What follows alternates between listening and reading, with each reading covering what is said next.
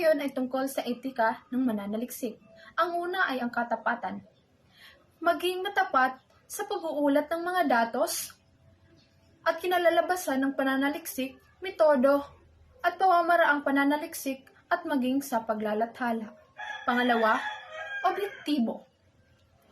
Tingnan ang gawaing pananaliksik na nang may pagpapahalaga sa katotohanan batay sa datos na nakalap at hindi tingnan ang personal at damdaming pananaw. Pangatlo, may integridad. Gawin ang dapat pananaliksik sa tawag ng pagtulong sa kapwa at paggalugad ng katotohanan para maunawaan ang karunungan na nais malaman at maunawaan. Ang pang-apat ay maging maingat.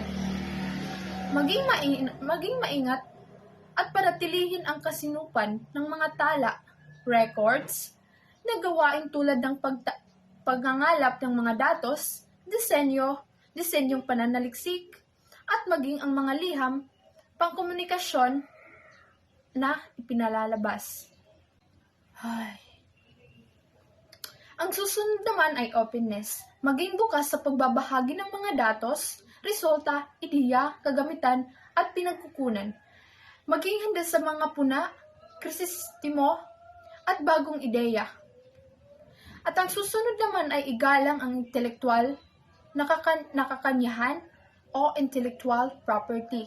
Bigyang respeto ang mga taong nakaisip ng ideya, disenyo, pamamaraan o metodo ng pananaliksik. Ang susunod naman ay kompensyalidad. Laging proteksyonan ang mga pinagkukunang datos, resources, mga liham pang komunikasyon, ginagamit ng mga tala, records na nakuha mula sa iba't ibang institusyon, lalo na't higit ang impormasyon ng mga respondent. Ang susunod naman ay ang sosyal na gampanin. Gamitin ang gawaing pananaliksik na nang magbubunga ng diskriminasyon sa kapwa.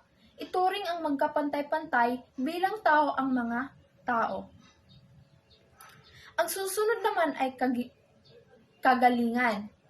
Panatilihing ang propesyonal na kagalingan sa pamamagitan ng pagpapatuloy na pag-aaral. Hindi nagtatapos sa gawaing pananaliksik kapag nakikipaglathala na. Ang susunod naman ay bigyang proteksyon ng pagkatao. Bigyang halaga ang bigyang proteksyon ang nararamdaman at naiisip. Maging sa kalagayang panlipunan ay dapat ding bigyang pansin upang maiwasan ang makasakit sa pagkatao.